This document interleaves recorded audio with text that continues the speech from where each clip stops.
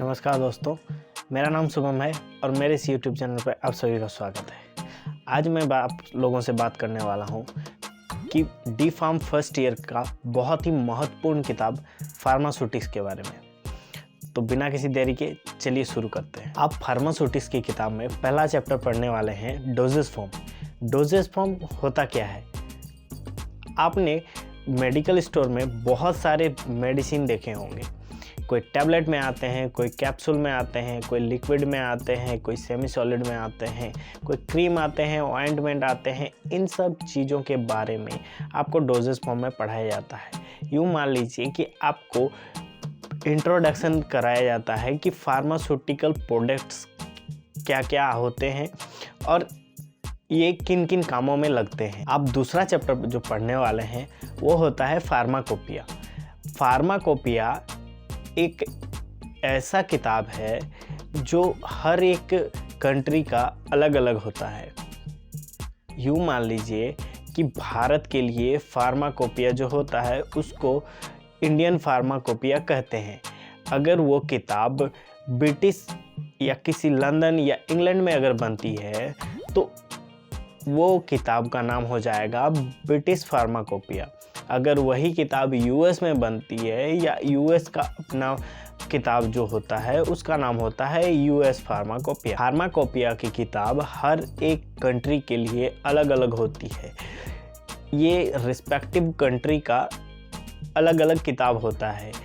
जैसे कि हमारे इंडियन फार्माकोपिया में जितने सारे ड्रग्स या फार्मास्यूटिकल प्रोडक्ट्स हमारे मार्केट में अवेलेबल होते हैं वो सारा कुछ फार्माकोपिया के किताब में दिया हुआ रहता है। उसका स्टैंडर्ड मेथड क्या है, उसका प्रोसेस, उसको कैसे बनाया जाता है, इन सब चीज़ों का डिटेल आपको फार्माकोपिया के किताब में मिल जाएगा। इसी प्रकार हर एक कंट्री में भी सेम चीज़ अप्लाई होता है। तीसरा किताब होता है मेट्रोलॉजी। मेट्रोलॉजी में आपको सिखाया जाता है कि किसी भी ड्रग्स को किस हिसाब से मापा या तौला जाता है। आप किसी भी ड्रग्स का अगर पावर देखिएगा तो आप ml में मिलेगा या mg में मिलेगा। किसी बोतल में अगर रहा तो वो ml में रहता है। इसका मतलब कि उसको आप किस परिमाण में आपको निकालना है या किस परिमाण में आपको देना है, इसके बारे में आपको मेट्रोलॉजी में पढ़ाया जाता है। चौथा चैप्टर होता है पैकेजिंग। पैकेजिंग में आपको ये सिखाया जाता है कि किसी भी फार्मास्यूटिकल प्रोडक्ट्स को आप कैसे पैक कर सकते हैं। इसके लिए आप बहुत सारे तरीक़ों के बारे में पढ़ने वाले हैं। जैसे आप किसी भी मेडिसिन को या किसी भी टैबलेट को आप देख लीजिए, वो कोई स्ट्रिप में आते हैं तो कोई बोतल में भरे हुए आते हैं।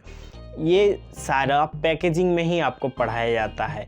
आप किसी भी सिरप का अगर बोतल देखें तो उसमें आपको कोई वाइट कलर के बोतल में दिखेंगे तो कोई अंबर कलर के बोतल में। तो इन सब चीज़ों के बारे में आपको पैकेजिंग के एक चैप्टर में पढ़ाया जाएगा। पांचवा चैप्टर होता है साइज रिडक्शन। साइज रिडक्शन में आपको पढ़ाया जाता है कि आप बड़े बड़े मॉलिक्यूल्स को कैसे उसको रिड्यूस करके उसका साइज को आप छोटा कर सकते हैं। उसके लिए विभिन्न तरह के मशीनें आती हैं। उन मशीनों का उपयोग करके आप कैसे उसका साइज को कम कर सकते हैं या फिर आप किसी बड़े मॉलिक्यूल को छोटे मॉलिक्यूल में आप कन्वर्ट कर सकते हैं। छठा चैप्टर होता है साइज सेपरेशन।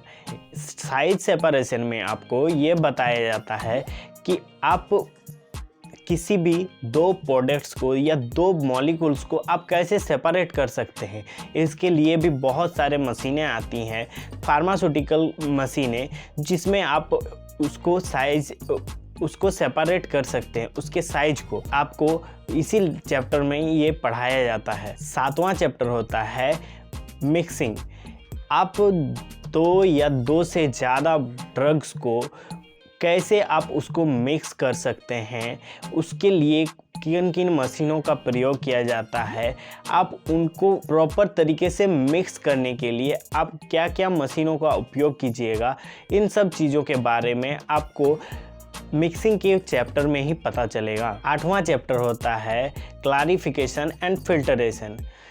इसमें आपको ये बताया जाएगा कि आप किसी भी ड्रग्स को कैसे फ़िल्टर कर सकते हैं, उसको किन किन प्रोसेस के द्वारा आपको फिल्टरेट किया जाएगा, इन सब चीज़ों के बारे में इस चैप्टर में आपको पढ़ाया जाएगा। 9 नंबर चैप्टर होता है एक्सट्रैक्शन। आप बहुत सारे क्रूड ड्रग्स को देखे होंगे जिसको एक्सट्रैक्ट करके उसका एक्टिव फार्मास्यूटिकल कॉन्स्टिट्यूएंट आपको निकाला जाता है। तो इन सब चीज़ों को कैसे आप एक्सट्रैक्ट करके आप निकाल सकते हैं, उसका आप फार्मास्यूटिकल चीज़ों में उपयोग ला सकते हैं, इन सब चीज़ों के बारे में आपको एक्सट्रैक्शन में पढ़ाया जाएगा। बहुत सारे ऐसे फार्मास्यूटिकल प्रोडक्ट्स होते हैं जिसमें आपको स्पेसिफिकली किसी पार्ट का ही उपयोग किया जाता है, जिसको एक्सट्रैक्ट करके आप उसका फार्मास्यूटिकल इंग्रेडिएंट आप निकाल सकते हैं। 10 नंबर चैप्टर में आपको पढ़ाया जाएगा कि हीट प्रोसेसिंग के बारे में। हीट प्रोसेसिंग क्या होता है? हीट के द्वारा आप किसी फार्मास्यूटिकल प्रोडक्ट्स का आप उसको प्रोसेस में कैसे ला सकते हैं, इसके बारे में आपको इस लेसन में पढ़ाया जाएगा। 11 नंबर चैप्टर में आप पढ़ने वाले हैं कि डिस्टिलेशन प्रोसेस के बारे में। डिस्टिलेशन के द्वारा आप किन किन माध्यम से फार्मास्यूटिकल इंग्रेडिएंट को आप निकाल सकते हैं, इनमें आपको कंडेंस कैसे किया जाता है, आपको फार्मास्यूटिकल प्रोडक्ट्स को कैसे निकालना है, आप किन किन विधियों का उपयोग करने वाले हैं, इन सब चीज़ों के बारे में आपको डिस्टिलेशन के चैप्टर में ही पढ़ाया जाता है। 12 नंबर चैप्टर होता है ड्राइंग प्रोसेस। आप ड्राइंग प्रोसेस के माध्यम से आप किन किन फार्मास्यूटिकल प्रोडक्ट्स का मॉइस्चर को उनसे अलग कर सकते हैं, आप ड्राइंग प्रोसेस को और किन किन फार्मास्यूटिकल चीज़ों में आप उसको अप्लाई कर सकते हैं, इन सब चीज़ों के बारे में आपको ड्राइंग प्रोसेस के चैप्टर में ही पढ़ाया जाता है। 13 नंबर चैप्टर में आप पढ़ने वाले हैं स्टेरिलाइजेशन के बारे में। स्टेरिलाइजेशन एक ऐसा प्रोसेस होता है जिसमें माइक्रो ऑर्गेनिज्म और उसके स्पोर सारों को एक साथ नष्ट किया जाता है। अब बहुत सारे फार्मास्यूटिकल प्रोडक्ट्स में लिखा हुआ होता है कि स्टेरिलाइज्ड, इसका मतलब ये होता है कि वो उसमें कोई भी प्रकार के माइक्रोब्स और माइक्रो ऑर्गेनिज्म मौजूद नहीं है। इन माइक्रो ऑर्गेनिज्म को कैसे मारा जाता है? बहुत सारे माइक्रो ऑर्गेनिज्म हमारे बॉडी के लिए फ़ायदेमंद होते हैं और बहुत सारे माइक्रो ऑर्गेनिज्म हमारे बॉडी को इफ़ेक्ट करते हैं, हार्मफुल होते हैं। इन सब चीज़ों के बारे में आपको स्टेरिलाइजेशन के चैप्टर में ही पढ़ाया जाएगा। 14 नंबर चैप्टर में आप पढ़ने वाले हैं कि टैबलेट प्रोसेसिंग के बारे में। टैबलेट प्रोसेसिंग क्या होता है? टैबलेट को बनाने के लिए आपको जिन जिन चीज़ों की ज़रूरत पड़ती है, उन सब चीज़ों के बारे में हम ये इस चैप्टर में पढ़ेंगे।